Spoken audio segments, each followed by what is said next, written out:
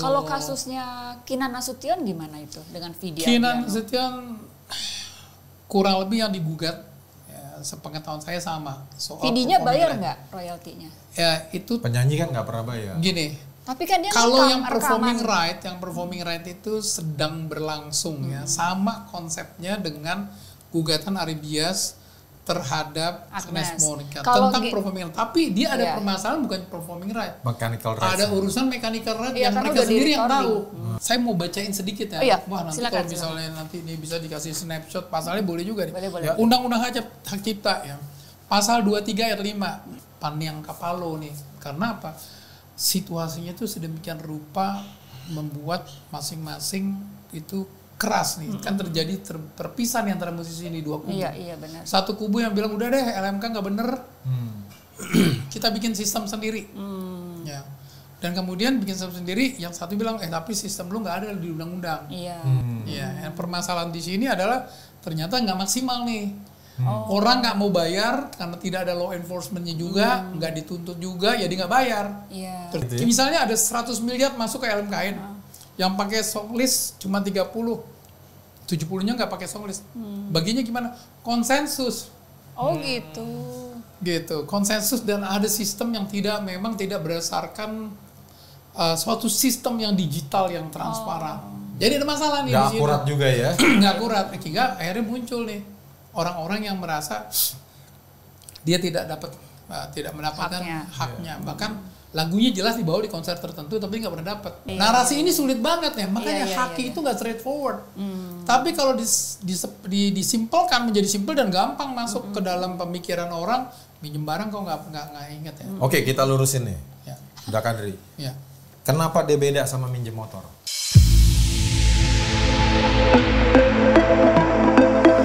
Hai, ketemu lagi kami di Tactics Talking Policy and Politics dengan saya Didi.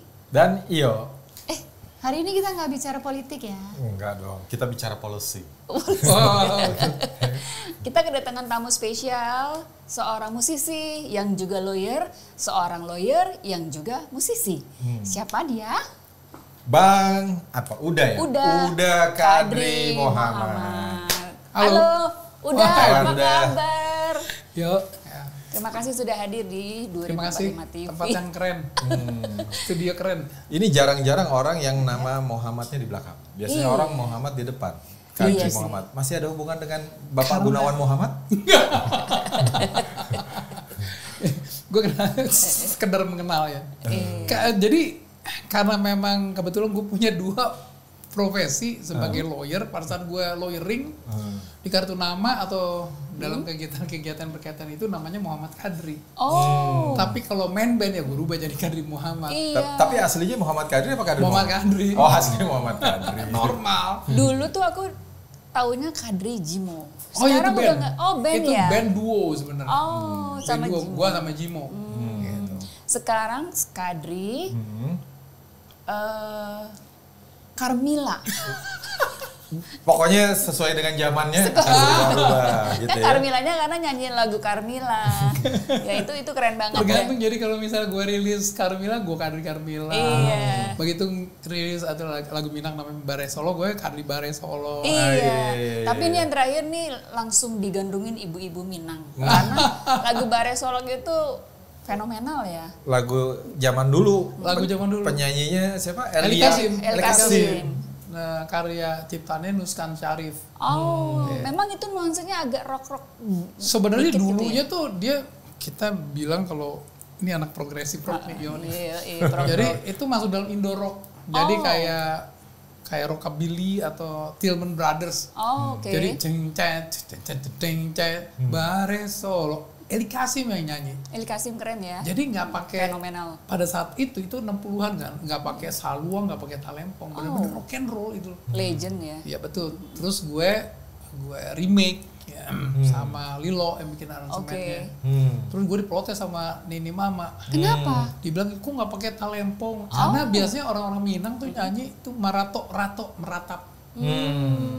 Nah, gue dengan kayak malin gembira. kundang gitu ya, ibunya malin kundang rato-rato. Itu orang-orang Minang karena mungkin pergi jauh ya ke Merantau, Jakarta, ya. merantau, nggak punya duit, dia merantau. Iya. Ditinggal pasangan, dia merantau gitu.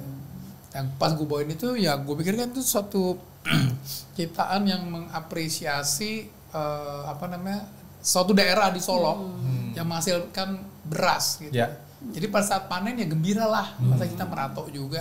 Iya. Gitu loh. Dan memang aslinya juga tidak meratok-ratok. Tidak gitu meratok. Iya. Oke, udah Kadri, kita move on ngobrolin soal undang-undang hak cipta nih yang sekarang lagi seru ya. Karena awalnya tuh ada 2 musisi legendaris yang juga berseteru, Ahmad Dhani dengan Once Mekel kan. Iya. Legendaris ya? Legend. Legend. Buat anak Gen Z. Buat anak Gen Z. Kalau sama kita sih. Iya kan. Nah, itu terus merambat ke kasusnya Agnes Mo dengan Ari Bias. Sekarang yang lagi heboh Bang Kinan Nasution juga dengan Vidi Aldiano nih. Nah, sebenarnya apa sih persoalan intinya? Karena kita kan awam ya, kita bukan dua pihak, musisi, kita juga bukan penyanyi gitu ya. Jadi penyanyi lah kita. Penyanyi karaoke lah. Kamar mandi. Kamar mandi, ya kan? Ya, udah Kadri, sebenarnya persoalannya tuh di mana sih? Ya, emang itu terus terang aja saya secara tidak sengaja terlibat ya dalam konteks memberikan banyak opini-opini, advice ya. Sebenarnya saya tuh lawyer BUMN, saya lawyer corporate gitu ya. Restrukturisasi dan lain-lain. Tiba-tiba karena kemudian saya juga main musik dan saya berteman dengan teman-teman dari musisi-musisi. Saya juga ada di organisasi, ada di FESBI, ada di PAPRI, ada di Emmy Awards gitu. Otomatis orang nanya, otomatis saya jadi mempelajari. Jadi 5 tahun terakhir ini saya udah banyak ya, masih ada zaman Glenn Fredly itu meninggal tahun berapa ya? 2019 ya. 2020. Sebelum itu pas Covid awal lah ya. Pada saat itu saya udah mulai banyak terlibat di dalam ekosistem musik. Ya, salah satunya membahas tentang hak cipta ya. Karena memang undang-undang yang ada dianggap tuh masih belum menjadi solusi. Seperti itu. Nah, yang terjadi sekarang itu adalah sebenarnya gini. Undang-undang itu terakhir ya direvisi secara total Undang-Undang Cipta tahun 2014 ya. Sebelumnya ada Undang-Undang tahun 1982 ya, dan diperbaiki 1987 seingat saya. 2014 dirubah. Dirubah secara total dan diperkenalkanlah konsep LMK, kalau pernah dengar, lembaga manajemen kolektif. Jadi kurang lebih karena orang nagih undang-undang itu mengantisipasi atau mengakomodir bahwa untuk melindungi pencipta, untuk khususnya performing rights itu menampilkan nih, jadi kegiatan menampilkan lagu muter di kafe, radio, TV, karaoke semuanya itu namanya performing right. Itu muter doang menampilkan. Tapi ada juga live music, pertunjukan live eventnya, baik di kafe kan ada di kafe itu ada nampilin bandnya, ada juga nampilin dengerin daripada audionya gitu. Itu semua adalah performing rights. Dan harus bayar. Dan itu harus bayar ya. Dan bayarnya harus melalui LMK. Sistem itu dibikin demikian karena memang untuk memudahkan. Nah, tetapi semenjak 2014 itu disosialisasikan ke kita, termasuk musisi, kan saya kan ada di organisasi. Ya selalu tahunya bahwa untuk performing rights itu bayarnya harus lewat LMKN. Termasuk konser gitu ya. Termasuk konser. Ini udah masuk namanya tata kelola nih.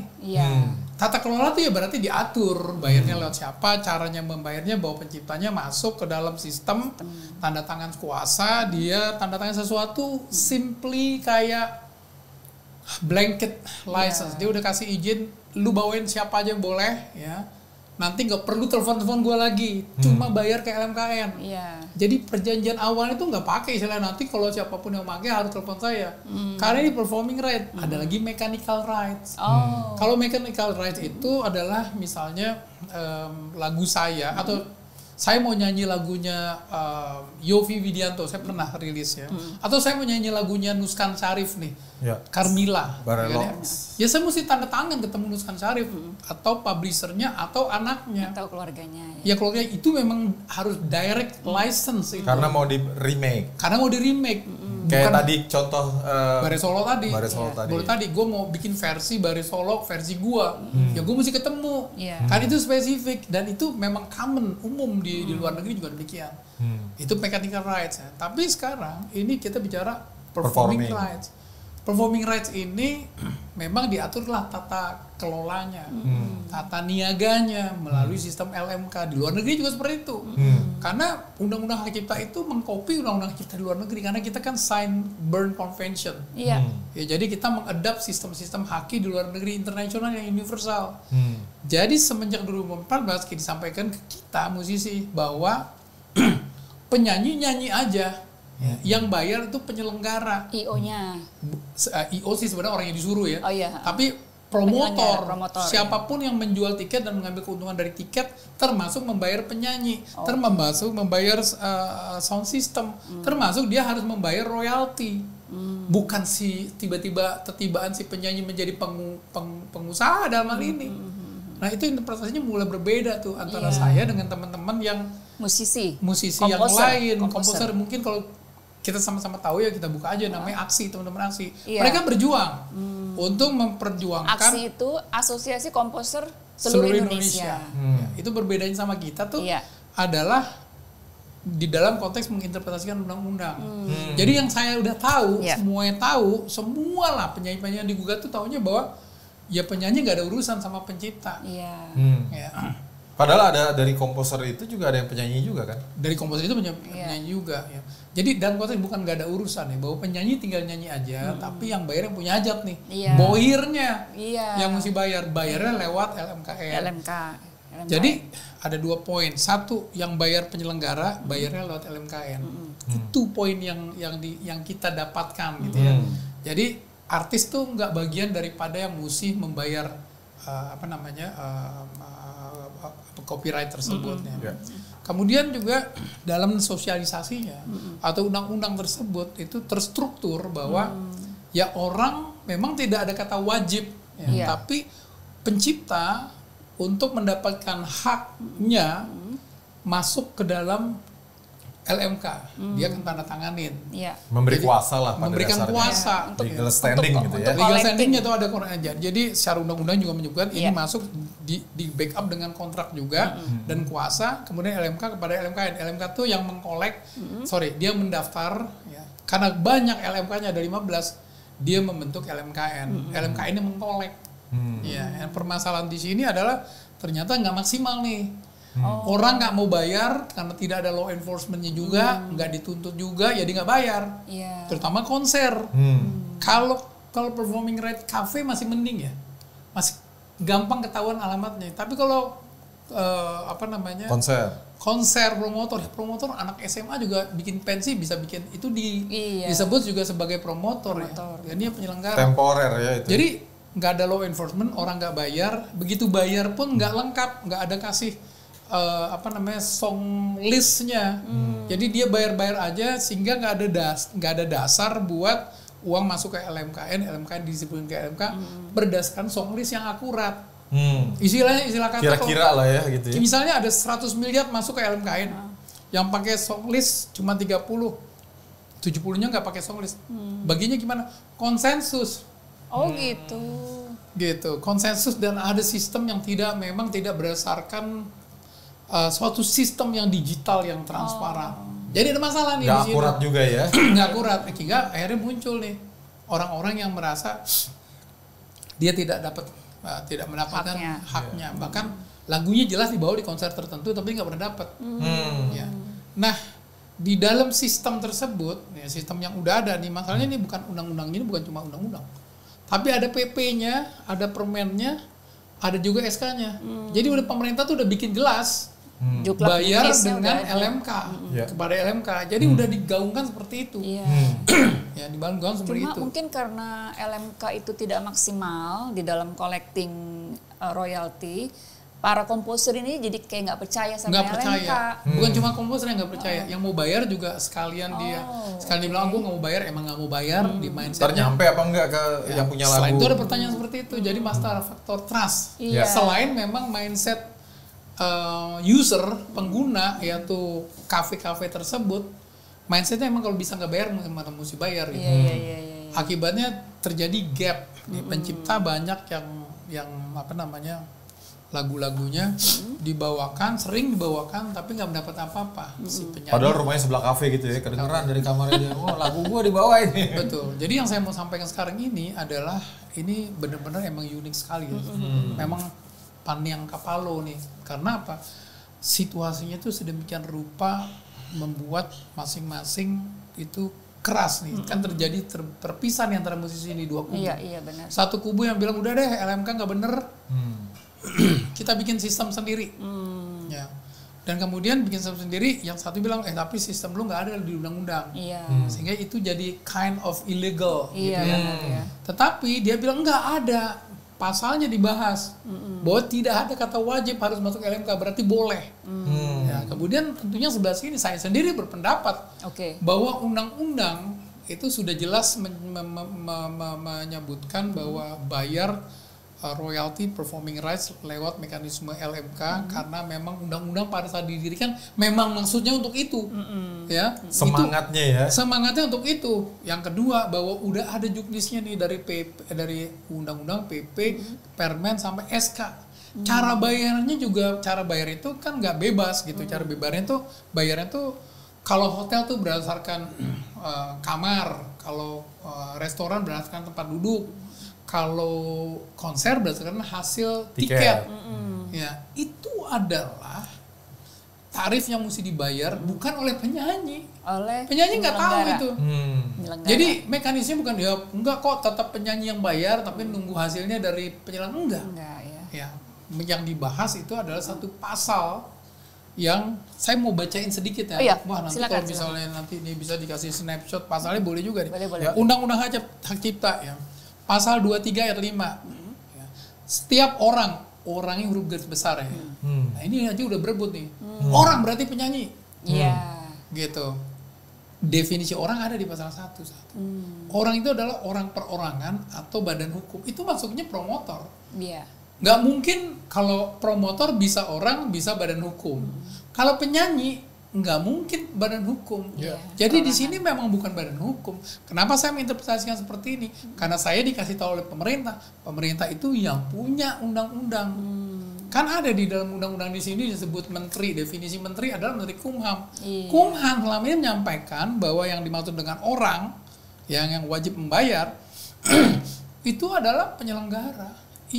That's why makanya multitafsir ya dari kata orang. Multitafsir kata orang yang men-challenge sekarang. Kata orang jelas, tapi sebenarnya sudah jelas itu. Sudah jelas dalam konteks kalau melihat ini harus mempunyai wawasan tentang haki dan tahu industri musik.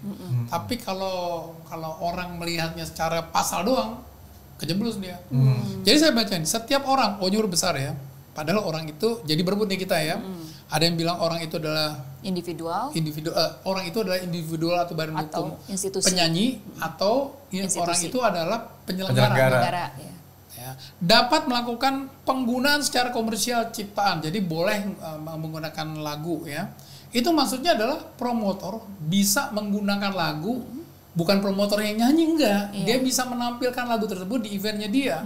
Melalui penyanyi gitu ya, dapat melakukan penggunaan secara komersial, harus komersial. Kalau gratis nggak ada efeknya gitu ya. Dalam suatu pertunjukan, jadi kita masuk ini pertunjukan berarti pasal 23 ayat 5 ini bicara mengenai performing, ya. Tanpa minta izin terlebih dulu, udah disebutin ini nggak perlu minta izin. Yang diributin oleh kasusnya sama si Agnes sama si Arebias. Bahwa ini bukan masalah royalti tapi masalahnya tidak mendapatkan lisensi. Padahal nggak perlu ada izin di situ. Tidak perlu meminta izin dulu kepada pencipta. Jadi nggak perlu minta izin kepada pencipta karena seperti saya sampaikan dari awal tuh pencipta udah menyebutkan bahwa ya udah nih bawain aja, lu tinggal lagi bayar gitu ya. Dengan membayar, nah ini yang menjadi dispute nih. Dengan membayar harus bayar ya kepada pencipta melalui LMK. Melalui LMK, itu jelas lagi. LMK-nya jelas. Jadi di PP juga sebutin harus bayar melalui LMK. Jadi nggak bisa tiba-tiba orang bilang enggak ini cuma buat yang mau ngikut LMK aja, enggak. Iya. Jadi terjadi multi interpretasi, ya. Dan dispute di dalam pasal ini. Padahal pemerintah udah menyampaikan ini yang dimaksud orang ini adalah penyelenggara. Ya, dan kemudian penyelenggara itu adalah sebagai pengguna, ya, dan bayar lewat LMK tanpa izin. Masalahnya, ternyata penyelenggara nggak ada yang bayar izin, tidak ada yang bayar. Karena akhirnya menjadi, kalau bayar dia selesai urusan, ya. Tapi masalahnya nggak ada yang bayar. Harusnya, udah Kadri, kalau kasusnya Ahmad Dhani sama Once Mekel kan penyelenggaranya udah bayar. Masalahnya Ahmad Dhani maunya direct license. Ya, kalau Dhani sama Once itu lebih kepada sebenarnya intinya bahwa dia merasa bahwa Once kalau udah keluar jangan bawain lagu Dewa. Itu tapi secara personal undang-undang tidak dilarang. Nggak dilarang karena iya. berundang-undang Once cuma bilang ya gue tinggal nyanyi aja. Iya. Yang bayar kan LMK, urusannya bayar nggak minta izin. Kalau ada istilah direct license berarti minta lisensi. Iya. Lisensi itu berarti minta approval. Minta approval itu artinya harus minta izin. Iya. Padahal direct license itu hanya berlaku untuk mechanical rights ya. Kalau mechanical right iya, tapi performing itu udah disebut nggak perlu pakai ini. Konsepnya ini memang mendua nih. Jadi orang bilang bayar kan, kalau bayar dia boleh. Tapi kalau nggak bayar berarti nggak tercapai lisensi. Melanggar hukum. Yang salah penyelenggaranya. Yang salah penyelenggaranya. Iya. Kalau tapi teman-teman akan melihat bukan yang salah adalah penyanyi, karena ini tidak tercapai ya. Dan kita kembali permasalahan bahwa menurut pasal 9 itu pasal utama bahwa pencipta itu punya hak ABCD ya. Kalau mau pakai karya cipta harus minta izin langsung. Itu pasal 9. Pasal 9 ya. Pasal 9 itu bilang gitu. Nah, tetapi pasal 235 ini tiba-tiba muncul. Bilang bahwa kalau khusus pertunjukan kan disebutkan tidak perlu minta izin. Tidak perlu minta izin. Kontradiktif asal dong. Bayar. Kontradiktif sebenarnya. Itu udah diatur hal yang berbeda. Itu hal yang berbeda. Itu itu hal yang diatur hal yang lebih spesifik. Gitu. Ada teorinya ini bukan les spesialis. Les spesialis itu lebihnya dipakai memang antara undang-undang dengan undang. Ini kan dalam satu undang-undang. Tetapi sebenarnya itu untuk bisa kan ini berarti kan terjadi nih kalau kita ngelihatnya ini kan beliau ini bertentangan nggak? Ya kita kembalikan lagi kepada maksud daripada undang-undang ini seperti apa dan apa kata pemerintah, karena lawmaker kan pemerintah. Iya. Pemerintah dan DPR lah. Dan itu sudah nggak cuma apa kata pemerintah memberikan statement bahwa itu dalam sosialisasi, dan dalam kasusnya Agnes pemerintah itu wakil pemerintah menjadi saksi bilang bahwa yang bayar bukan penyanyi. Jadi penyanyi keluar dari pasal 23 ayat 5. Ini urusan antara pencipta dengan si penyelenggara. Tapi Agnes diputus bersalah ya. Putus bersalah. Harus bayar 1,5 M. Ya, tapi dia belum ingkrah. Masih banding, masih kasasi. Langsung kalau ini langsung dia nggak pakai banding lagi tapi kasasi. Kasasi. Gitu. Jadi Agnes belum bisa menjadi patokan ya. Kalau saya melihatnya bahwa itu salah penerapan hukum, sehingga memang tugasnya Mahkamah Agung Kasasi adalah mereview lagi suatu putusan yang memang salah penerapan hukum. Nah, itu harus dibuktikan. Dan sehingga terjadi yang terjadi sekarang ini adalah semua praktek ya, selama ini dan baru kemarin berapa bulan kemarin ini menjadi suddenly switch menjadi urusan penyanyi mesti bayar. Soalnya jadi jurisprudensi ya. Itu kan sebelum terjadi putusan orang harus mengajukan gugatan, dan sampai kemudian mengajukan gugatan berarti kan di dalam otaknya kan sudah terfikirkan bahwa dia punya alasan untuk itu. Ya, dan dia kesimpulannya bahwa orang tidak harus masuk LMK. Once orang tidak masuk LMK maka dia bebas nagih langsung dengan standar apapun juga, harga suka-suka dia gitu ya. Itu berarti implicitly dalam undang-undang ini. Terlalu berani interpretasi seperti itu. Karena saya bilang tadi, jadi ada dua nih berarti seolah-olah interpretasi yang saya maksud dan teman-teman dan semua asosiasi maksud itu adalah ya bayarnya lewat LMK. Yang bayar bukan penyanyi tapi penyelenggara. Nah, kalau ini enggak, dia bilang bahwa karena tidak ada kata, saya bacakan di pasal 87, nanti tolong di screenshot ya.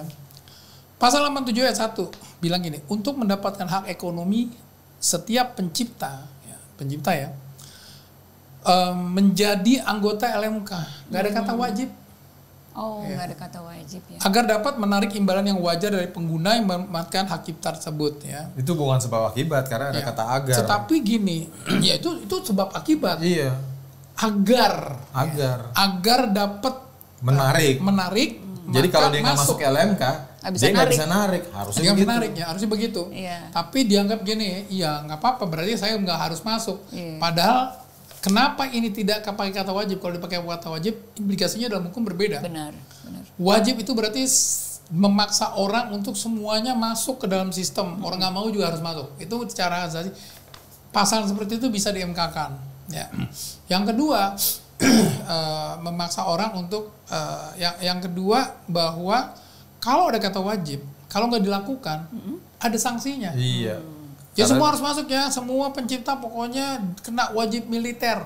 Kalau nggak ikut ya apa namanya kena sanksi. Kalau ini kan nggak demikian, tapi lebih kepada mekanisme itu lah ya. Ya inilah tata kelola bayarnya lewat LMK, supaya lu dapat ini. Jadi udah Kadri, pasal-pasal ini yang di judicial review sama teman-teman. Ini yang di judicial review oleh teman-teman yang 29 orang itu dari visi. Jadi visi, ya. Visi ada keperluan. ini apa? Visi ini vibrasi Indonesia. Isinya penyanyi-penyanyi. Penyanyi-penyanyi, hanya penyanyi. Hanya penyanyi. Bukan musisi, saya bukan. nggak masuk di situ. Karena bukan penyanyi. Ya, bukan karena penyanyi, saya penyanyi. Tapi memang saya tidak masuk di dalam kelompok Visi. itu, gitu ya. Saya sebenarnya independen gitu. Tapi mereka juga from time to time meminta pandangan saya. Mereka juga punya lawyer sendiri gitu. Dia yang mengajukan untuk melakukan gugatan judicial review terhadap undang-undang pasal-pasalnya yang dianggap bukannya kontradiksi, tapi kurang lengkap. Ya, supaya ngambang gitu. Nah, itu sedang proses di MK. Itu Dan ada, itu ramai ada tuh. Ariel, ada Yunisyara. Nggak cuma yang mengajukan, tapi ada juga pihak yang itu kan mengajukan, ada pihak juga yang kemudian bohirin. Sorry, bukan. Terlalu politis. Jadi gugatan itu diajukan oleh visi, tapi aksi juga masukin. Oh, untuk aksi meng-counter. juga. Jadi ramai banget. Gitu juga di dalam gugatan iya. Agnes. Yang mengajukan Amicus Curiae. Amicus Curiae.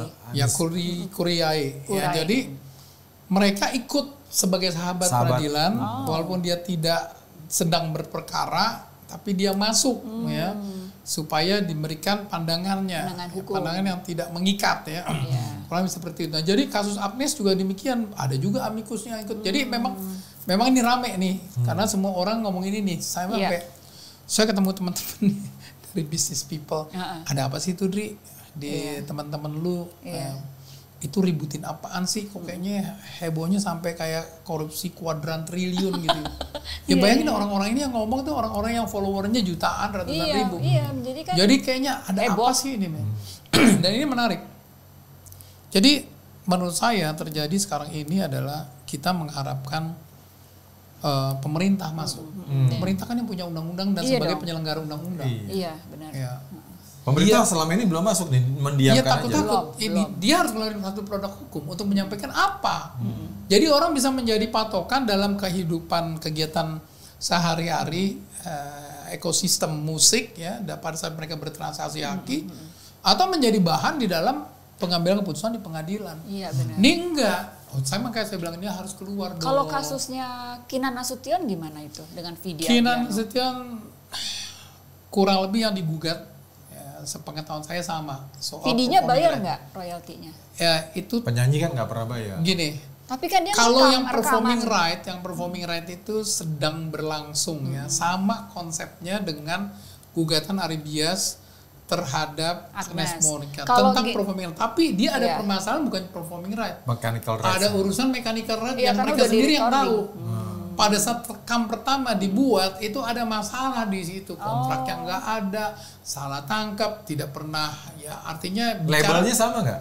Labelnya dia sendiri, orang tuanya terus dipindahin ke anaknya. Jadi Indie Records. Iya, jadi memang karena kalau nggak salah ada porsinya label juga kalau mechanical rights. Jadi di dalam mechanical right labelnya kan indie. Mechanical right labelnya si Kinan dulu waktu. Ya, mechanical right itu melihatnya harus case by case. Ya, jadi pada saat itu bagaimana dealnya? Masalahnya kalau deal sama mungkin label sekelas musika itu lebih jelas gitu. Kalau ini menjadi nggak jelas nih. Dia pakai flat pay apa dia pakai royalty? Iya, nggak ada. Karena indie label. Iya, tetapi yang terjadi adalah lagu itu dieksploitasi sedemikian lama tapi tidak berkontrak. Iya, benar. Sehingga pada saat kontrak tidak ada patokannya. Dan kemudian orang muncullah bicara mengenai adab, etika dan lain-lain gitu ya. Iya. Yang saya juga nggak bisa pada posisi untuk mengomentari. Susah kalau udah urusannya gitu ya. Itu karena saya lebih kepada black and white. Jadi saya belum tahu kasusnya itu detail seperti apa, belum muncul soalnya ke dalam gugatannya. Gugatannya masih, walaupun itu ada kalau saya di press conference-nya, tapi gugatannya masih masalah performing rights. Nah kalau performing rights itu posisi saya adalah jelas bahwa performing rights adalah bukan urusan penyanyi. Urusan penyelenggara. Itu urusan penyelenggara. Clear lah ya di situ. Clear. Menurut saya, karena saya diinfo semua penyanyi yang tahu sekarang ini baru belakangan mulai bimbang, ya semua itu diberitahukan oleh pemerintah bahwa itu adalah urusannya LMK. Penyelenggara bayarnya harus ke LMK, nggak ada pembayaran langsung. Sekarang tiba-tiba karena nggak begini maka pakai direct license. Kenapa pakai direct license? Karena tidak percaya LMK. Instead of memberesi LMK, udah percuma, LMK tuh udah susah mau ditolongin, nggak ada niatnya juga untuk memperbaiki diri. Bikin aja sendiri. Nah ini kan mulai nih, hati-hati nih gitu ya. Karena pemerintah mesti hadir. Kalau dalam keadaan chaotic, ini chaotic kan? Karena itu bukan yang gugatan sekarang itu bukan cuma segitu. Banyak lagi yang saya mendengar udah dipersiapkan. Waduh. Hukum rimba banget dong. Hukum rimba itu namanya chaos. Iya. Pada saat chaos pemerintah tidak hadir terjadi anarkis. Iya benar. Jadi anarko. Yang kuat yang menang ya. Iya, yang kuat Jadi yang menang. kayak ada dikotomi, ini penyanyi penghasilannya besar, pencipta lagu penghasilannya kecil seperti Dan itu. salah satu yang membuat ya penyanyi itu pencipta tersebut itu yakin benar ada pada saat suatu narasi bilang ya pinjem barang orang, minjem motor, nggak izin gitu. kok nggak izin? Ini beda loh. Beda. Iya. Narasi ini sulit banget ya, makanya haki itu nggak straightforward. Tapi kalau disimpelkan menjadi simpel dan gampang masuk ke dalam pemikiran orang, minjem barang kok nggak inget ya. Oke, kita lurusin nih. Ya. Udah Kadri. Ya. Kenapa dia beda sama minjem motor? Oke, motor sama lagu itu di dalam konteksnya dalam ilmunya haki, lagu itu sui generis. Sui generis itu adalah bersifat khusus dan unik. Mulai dilihat uniknya bahwa kalau motor kalau mau dijual balik nama langsung. Bisa nama kita registered owner tadinya jadi punyanya Kadri. Lagu nggak bisa. Kalau misalnya gue pakai lagunya si Bare Solo tadi, udah beli gitu. Gue bilang gue beli lagunya, pengertian beli itu sebenarnya nggak benar-benar beli, gue pakai gitu ya. Terus gue rubah jadi karya Kadri. Nggak bisa. Nggak bisa ya? Karena dia intellectual property. Iya.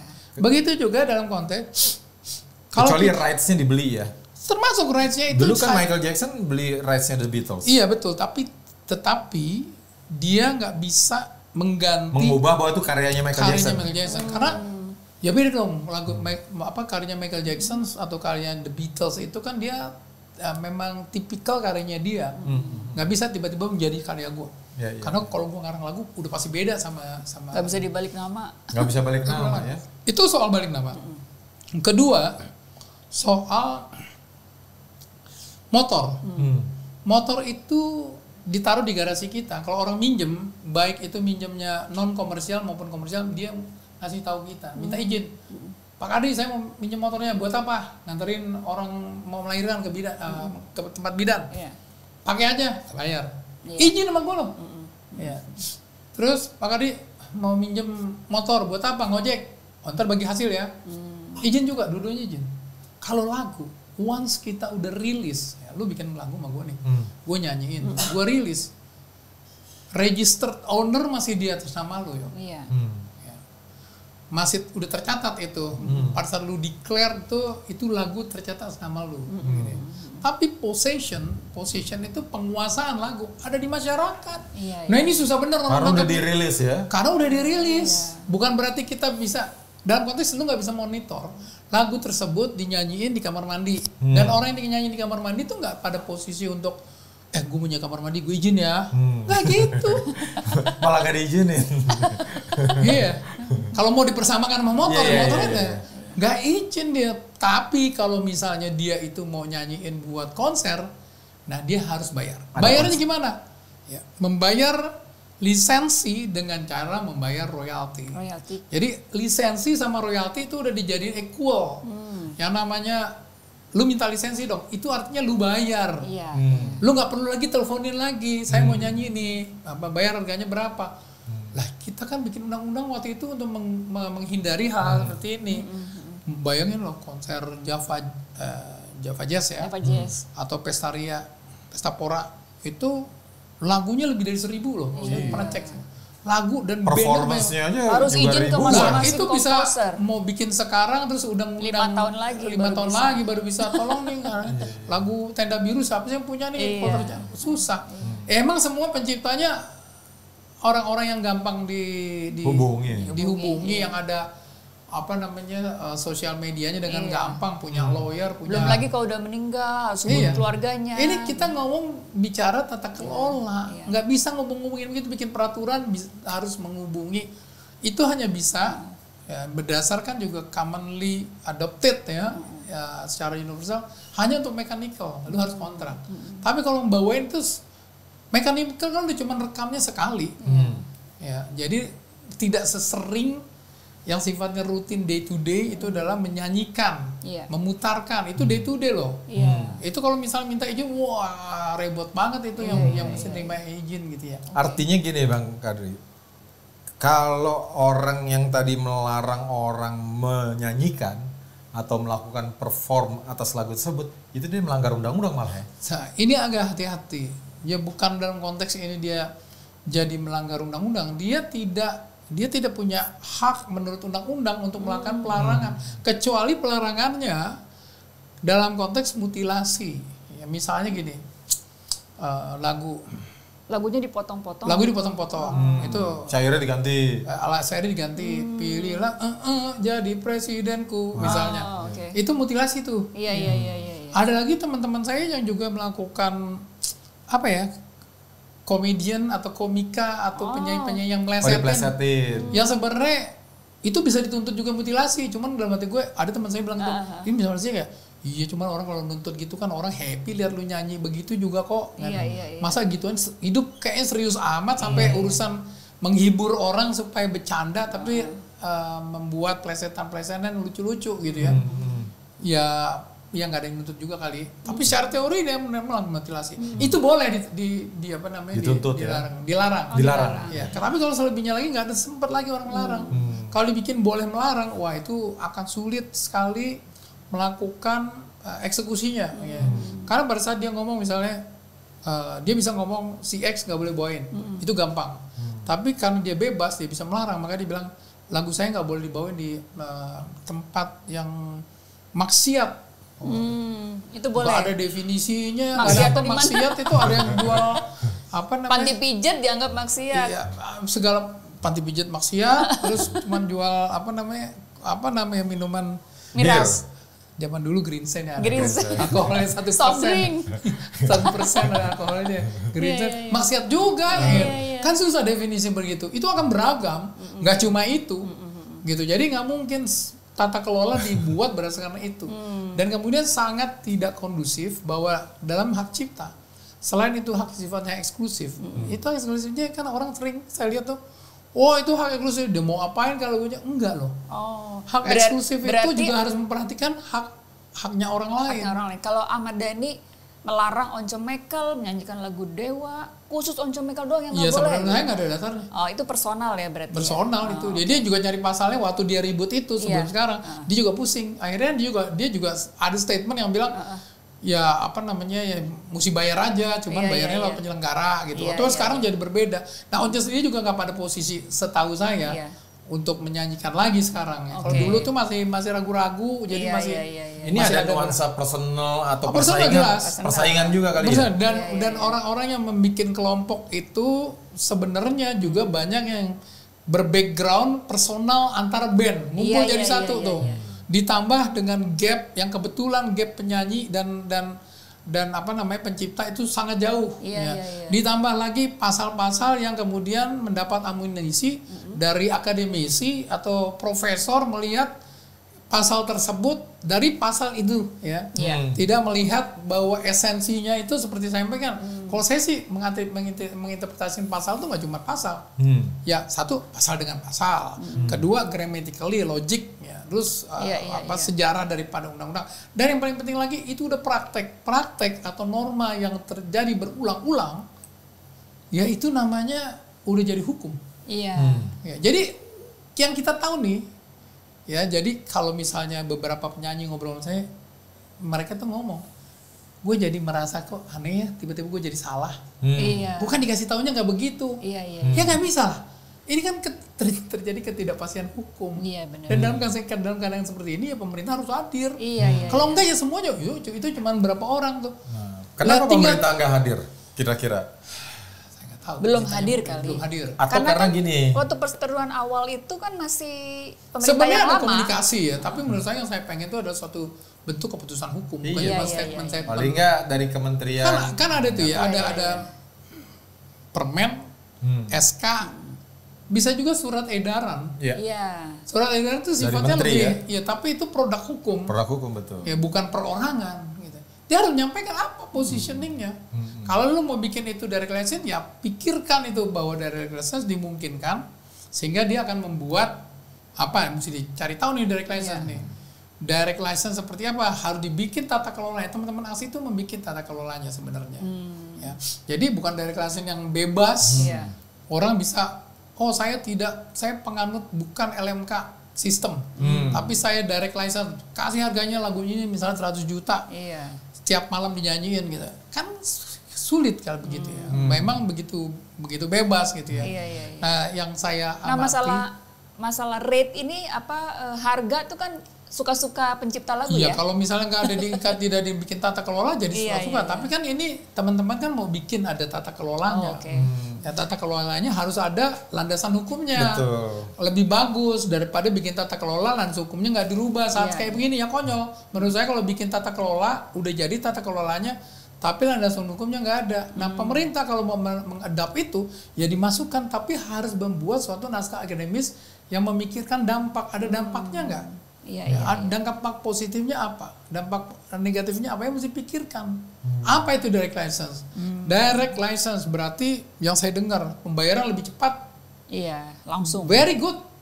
LMK juga harusnya bisa kalau itu di running dengan benar. Ya, sehingga saya bilang ya udah sistemnya direct license itu masuk aja ke LMK. Yang paling penting ada yang mengawasi. Jangan sampai di luar kontrol, tidak terintegrasi.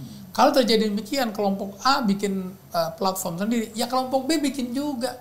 Saya sih percaya sama teman-teman di kelompok A, tapi kelompok B ya orang kagak tahu itu hantu blau bikin juga, karena dimungkinkan. Kelompok C kan bikin juga, itu kan menjadi akhirnya terlalu liberal, terlalu demokratis, tapi tidak ada tata niaga jadi, tidak ada tata kelola. Itu semua menjadi orang ngatur ya.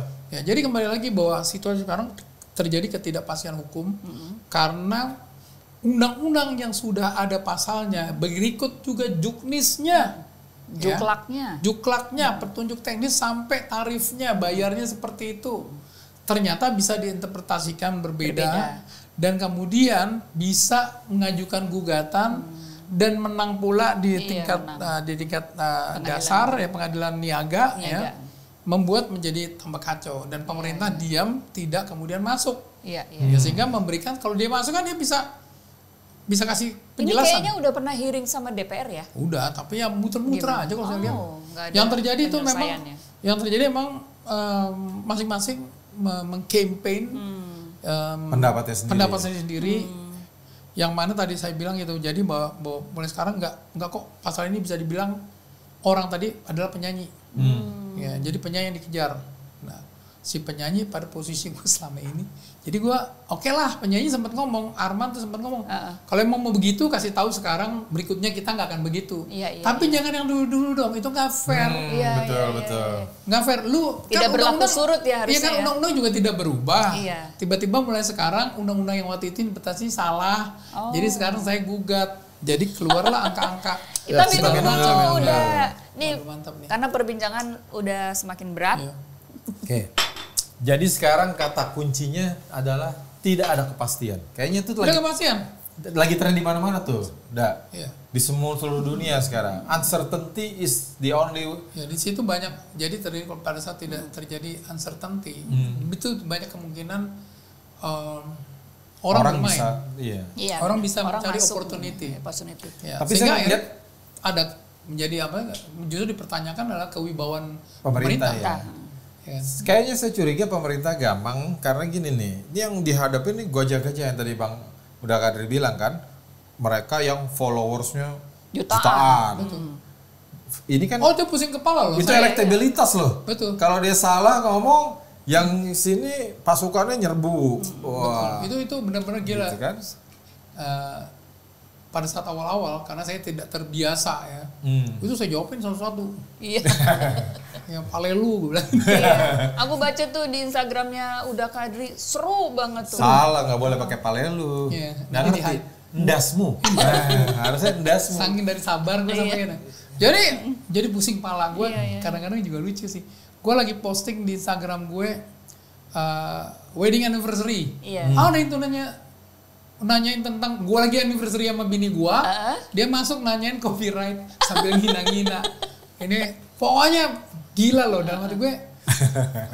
Ini seru banget. Iya, jadi seperti kayak dan ya orang-orang ini terbagi dua dan mereka punya tim sendiri. Baik itu tim fansnya. Lu bayangin aja Agnes Monica. Iya. Itu fansnya kan banyak termasuk banget. kawan Ahmad Dhani juga fansnya banyak. Berantem aja mereka sendiri. Rame itu. Aduh, seru. Dan mereka mengatasnamakan tokoh-tokoh itu seolah-olah dia ngerti. Iya. Gitu. Lah, gue jadi nggak ngerti, men. Kebalik-balik ya. Iya, kebalik-balik gitu. Oke. Jadi sebenarnya pemerintah ini harus mulai Harus segera masuk ya. Jadi simpelnya adalah jangan sampai orang yang comply, ya, patuh sabar melaksanakan undang-undang, yaitu dengan bernyanyi seperti biasa, karena dia pada dasarnya employed by siapa si promotor. Penyelenggara. Ya, dia kan cuma dipekerjakan. Iya. Tapi menjadi salah, jadi dia mesti taking responsibility dan liable untuk membayar itu karena ketidakpastian dalam undang-undang. Tapi sebenarnya penyelenggaranya acaranya Agnes itu bayar nggak sih ke Aribias? Nggak bayar. Oh, Dia nggak bayar karena dia nggak mau bayar. Bayarnya kemana bingung juga Iya.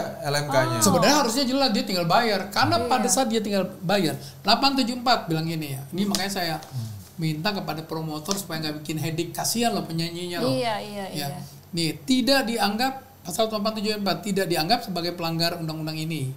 Pemanfaatan ciptaan ya oleh pengguna, oleh si promotor sepanjang pengguna telah melakukan dan memenuhi kewajiban sesuai dengan LMK. Jadi kalau dibayar aman. Nggak ada hantu blow yang masuk. Iya. Gue bukan LMK, gue minta enggak. Iya. Lu berarti nggak berdasarkan undang-undang. Tapi saya taunya bayar ke LMK yang mana gimana? Kan cuma satu LMKN. LMKN. Oh, di LMKN-nya. LMK-nya banyak. Iya. Jadi di dalam undang-undang ini cuma mencaratkan lu bayar, pengguna yang bayar. Iya, pengguna. Once lu bayar, nggak bisa orang datang Menggugat itu. Menggugat itu, baik termasuk orang-orang yang bukan anggota pencipta yang bukan anggota LMK untuk bilang bahwa saya tidak masuk LMK, jadi saya minta rate saya sekian. Karena akan dipatahkan. Di sini bilang kalau udah bayar sesuai, maka dia sesuai undang-undang. Maka dia tidak melanggar. Di sini kata-kata jelas tidak dianggap sebagai pelanggar Rate-nya itu undang-undang. adalah Rate itu ada di SK. Agreement antara pencipta lagu sama Udah LMK. ada tarifnya. Oh, Udah ada tarif dari pemerintah Ini kayak bahkan. tarif Oh, kayak oke. tarif listrik. Itu tadi kalau dari tiket berapa persen, 2% yang ya. direct license itu mungkin nggak mau ngikutin rate dari pemerintah kali kemurahan. Ya nggak mau, ya nggak kan? mau. Dia mau Ya, bikin tapi dia mau bikin republik sendiri. masalahnya gini, di luar negeri tadi seperti ini. Oh iya. Jadi cuman di luar negeri kan orang di Australia itu klub malam itu dikasih label, dikasih stiker APRA. Jadi berarti dia udah boleh memainkan musik dan dia bayar. Oke. Kalau di Indonesia kan nggak pakai stiker-stiker Nggak itu. pakai, Jadi kalau nggak bayar, kalau bisa nggak bayar gitu. Ya, sudahlah ya. Jadi Tapi bener loh, udah kan ini kan Undang-Undang Republik Indonesia yang menggugat Republik Cinta udah beda republik. Dia nggak mau pakai Undang-Undang Republik Indonesia. tapi ya memang seru ya. Jadi memang kelihatan banyak teman-teman dan itu didukung juga nih orang yang menggugat. Ditunggu sama lawyer-lawyernya juga yang memang berkreasi. Ya. Si lawyer ini ya. Berkreasi Lawyer-lawyer melihat ini. lawyer ini kan kalau 2 orang pendapatnya bisa 5. Iya. Tapi kan harus ada cara ngelihat gitu supaya kelihatannya nyambung gitu. Melihat suatu pasal undang-undang tuh juga harus punya backgroundnya. Oh ini nggak ada pasal ini berarti bisa begini. Jadi berimajinasi untuk membuat suatu tata kelola bahwa dimungkinkan untuk nagih sendiri. Uber aja penyanyi terlalu kaya tuh. Di hitungannya tuh ada di kalkulasinya bahwa penyanyi itu semua kaya. Penyanyi yang susah tuh lebih banyak, men. Iya. Pengamen coba gimana? Pencipta yang kaya juga banyak. Iya. Lah, lu coba aja cek deh Lale Imanino segala macam itu komposer-komposer yang kaya-kaya. Papa Tibok ya. Iya. Papa Tibok sih. Ya maksudnya yang saat ini ya, itu banyak komposer-komposer yang memang juga ya apa namanya? Makmur hidupnya. Baik dia itu komposer top atau dia komposer itu ada bandnya atau dia komposer tersebut yang juga menyanyi. Ya kayak Ahmad Dhani lah ya, komposer yang juga sebenarnya secara finansial bagus gitu. Iya. Tapi kan republiknya beda. Sekali lagi. Balik lagi Republik Cinta tadi. Jadi ini memang bikin pusing kepala. Nah sebenarnya gini. Kalau pemerintah keluarin suatu statement, bukan statement, surat edaran produk yang memastikan semua clear. Jadi nggak usah pakai gugatan MK, nggak usah pakai revisi undang-undang, tapi dibilangnya pasal ini maksudnya begini, pasal ini. Iya harusnya ada ya. Ya penafsir utama lah ya pemerintah. Tapi ya. nanti kalau pemerintah menafsirkan A yang tidak sepaham, dia kan harus pemerintah sebagai gitu kan ini terjadi pasal yang bertentangan ya orang lawmaker yang menyampaikan maksudnya dulu bikin ini apa sih? Iya, ini sejarahnya lah, semangatnya sepanjang gimana. Penafsirannya itu tidak boleh bertentangan dengan apa yang tertulis. Nah ini masalah kan hukum ya. Oh ditafsirkan kok begitu, tulisnya begini, itu bisa ribut lagi. Tapi menurut saya harus ada keberanian dari pemerintah untuk memberikan suatu tafsiran yang sebenarnya saya bisa untuk kepastian hukum untuk kepastian hukum bahwa itu memang bikin undang-undang di Indonesia ini akan lucu. Saya ngobrol sama beberapa ya termasuk Anes ya. Iya. Di luar negeri kagak ada penyanyi dimintain royalti ya. Cuma di Indonesia. Ya nanti kalau ada Taylor Swift datang ke sini nanti atau siapapun datang, siapalah misalnya yang Taylor Swift kemudian dia kemungkinan dia bawa lagu sendiri ya. Tapi menjadi lucu tiba-tiba penyanyi udah bayar belum royaltinya. Kita jebak aja ya Taylor Swift atau siapa yang mau datang. Mariah Carey kan mau datang nih. Kita suruh bawain lagu. Atau penyanyi Malaysia banyak pakai lagu Indonesia. Begitu datang ke sini dia pikir udah dibayarisin sama LMK, disuruh bayar. Karena dia dianggap Anda pengusaha, Anda penyanyi itu di Indonesia itu kan kalau istilah kata gue pakai ya lagu lu dianggap pengguna. Iya. Padahal gue nyanyiin lagu lu ya karena kalau lagu lu nggak gue nyanyiin, diem lagu lu di pojok. Iya. Gue untuk bisa mengumandangkan mempunyai value lagu tersebut ya gue mesti nyanyiin. Ya gue nyanyiin, gue dapat sebagai upah gue. Sebenarnya penyanyi juga mempopulerkan lagu itu kan. Iya betul. Tapi kan pencipta nggak pernah melihat itu. Yang paling penting lu pakai barang gue, lu bayar. Nah masalahnya bayarnya lewat LMK dong, itu yang benar. Nah, LMK-nya nggak maksimal. Orang pun nggak ada yang mau bayar ini. Jadi sehingga memang ini mesti dikelolanya masih analog sih udah era digital ya. Kan pakai logsheet ditanya. Iya tuh. Pakai logsheet. Padahal kita udah terbiasa dengan e-commerce betul. Itu sekarang belanja going forward ada teman-teman ingin membuat direct license. Pakai apps ya. Menurut saya sih oke aja. Ada beberapa isu sih dia mau mengambil 10%, saya pikir 10% dari harga deal dia penyanyi ya. Satu hal juga ada isu-isu teknis lah. Penyanyi itu jadi terumbar sekarang kontrak nyanyi lagu berapa. Itu kan something confidential. Itu berdasarkan spirit dari undang-undang PDP, data protection, di perlindungan data pribadi. Itu sesuatu yang mesti dirahasiakan. Jadi honornya si penyanyi terbuka. Padahal dalam honor itu menjadi strategiknya dia untuk meningkatkan marketing dan business developmentnya dia gitu. Sebagai penyanyi. Jadi kan dia nggak bisa didisclose seperti itu. Itu satu isu pengambilan dan kemudian harus dicek kepada yang akan membayar nanti penyelenggara. Teman-teman dari aksi itu juga menyebutnya yang bayar penyelenggara. Tapi prosentase dari penjualan tiket berubah menjadi prosentase dari pembayaran artis. Oh, jadi dibebankan ke artis lagi? Bukan, yang bayar penyelenggara. Itu saya jadi bingung gitu. Ini sebenarnya maunya teman-teman aksi ini apa sih dalam konteks kok yang sekarang dia charge-nya kepada penyelenggara, tapi kenapa waktu itu mengamplify atau mengendorse anggotanya menggugat menggugat penyanyi dan yang suruh bayar penyanyi gitu ya. Kan jadi nggak ini ya. Kalau emang penyelenggara kan kita juga ya udah, saya bertindak sebagai penyanyi juga dan juga orang yang ngerti haki. Ya lawyer yang memahami haki. Gitu ya. Jadi harusnya mengenai direct license itu soal standarisasi harganya mesti dibicarakan dan ditanya kepada penyelenggaranya kemahalan atau bagaimana atau mungkin juga nggak ada masalah. Tapi paling benar dari tiket sih jumlah. Kemudian tiket. ya. Memang sebenarnya awalnya dari tiket. Tapi itu kan udah nggak pakai lagi ke LMK. Langsung. Direct license ini. Nah menurut saya bagusnya itu diintegrate ke dalam LMK, jadi ada sendiri sehingga akhirnya dibawa pemerintah supaya jangan orang gampang membuat seperti itu. Betul. Ya dan sesuai dengan amanat undang-undang juga. Sesuai amanat undang-undangnya mesti dirubah juga sedikit, ya dimungkinkan. Dan ada law enforcement. Dan ada, nah masalahnya karena lu udah pakai direct license, tapi kalau kan itu cuman app, nggak punya tenaga untuk ngolek atau monitor lah. Atau monitor. Karena harus mempekerjakan itu. Kalau tetap lu udah pasang alatnya, tapi orangnya itu nggak mau bayar. Ya ada law enforcement. Iya, harus ada law enforcement, kan harus ada organisasinya juga. Sehingga akhirnya akan mirip menjadi suatu LMK nih. Ya, teman-teman yang bikin apps ini akan mirip menjadi suatu LMK karena harus ada tenaga penggerak. Ya. Nah, kemudian yang lain bahwa satu hal, kalau ada pengertian direct license berarti harus minta izin. Jangan sampai demikian gitu. Karena ini balik lagi segelintir orang yang sebenarnya pengen supaya setiap lagu cuman pakai apps akan notifikasi ke gue dulu, notif ke gue untuk minta izin. Gue bisa nolak. Ya, kalau itu yang terjadi, ya menurut saya sih buat apa gitu ya.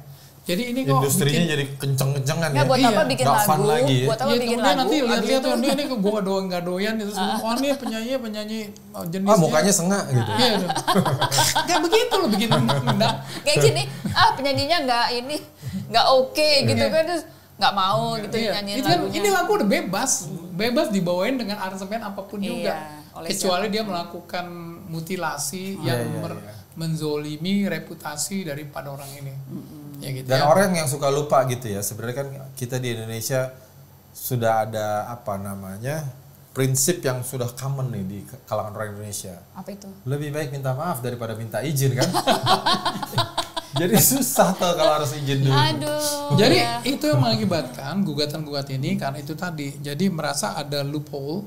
Kedua merasa ini barang gue sama kayak motor. Ini barang gue. Ya mereka kalau dulu mereka masih let go. Lagu dibawa itu di festival ini, iya keren gitu kan ya. Kalau sekarang enggak, di Uber.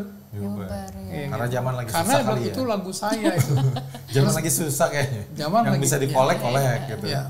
Lebih konteksnya itu karena doktrin tentang hak cipta ini berbeda nih sekarang nih. Oke, pemahamannya sendiri belum ya. Pemahaman ini dengan doktrin yang berbeda dan baru kemarin-kemarin ini. Itu yang terjadi dengan Bang Kinan. Ya saya nggak bisa komentar Bang Kinan karena Kinan teman saya.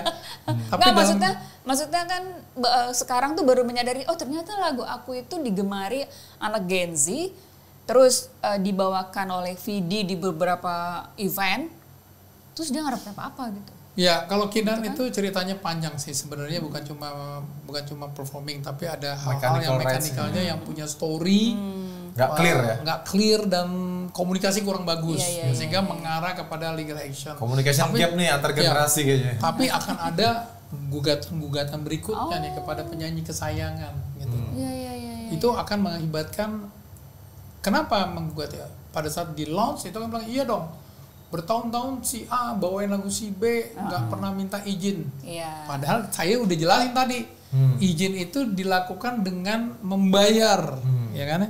Izin itu dengan membayar royalti, ya. Karena di dalam performing right lisensi itu equal to bayar royalti. Ada di 235 tanpa perlu lisensi lagi. Dan lisensi itu ya dianggap sudah membayar. Masalahnya setelah saya jelasin, orang kan balik lagi nanya, tapi nggak bayar kan? Ya. Jadi yang lo omongin kosong juga. Nah, saya balik lagi.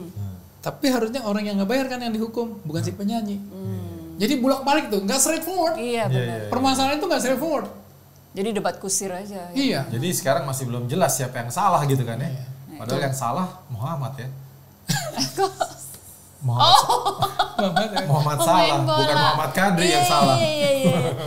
Oke, udah Kadri, terima kasih sama-sama. atas penjelasannya. Thank you, mudah-mudahan semua jadi lebih bagus. Iya, mudah-mudahan kita netizen mesti yang belajar budiman lebih banyak nih soal tercerahkan. hak cipta ini. Ini baru sampai artis dengan artis nih.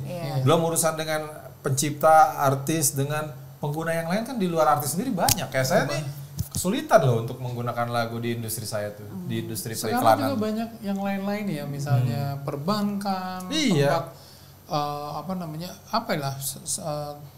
tempat taman ria lah misalnya. Itu kan banyak lagu di situ tuh. Banyak lagu. Kalau Uber sama LMK. Kalau itu macam-macam itu ada di situ tuh. Iya benar-benar. Itu mesti clear.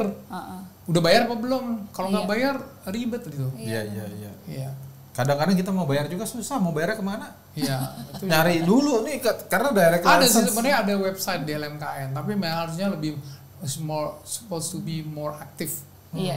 Dan mesti banyak orang-orang yang melakukan sosialisasi supaya jelas.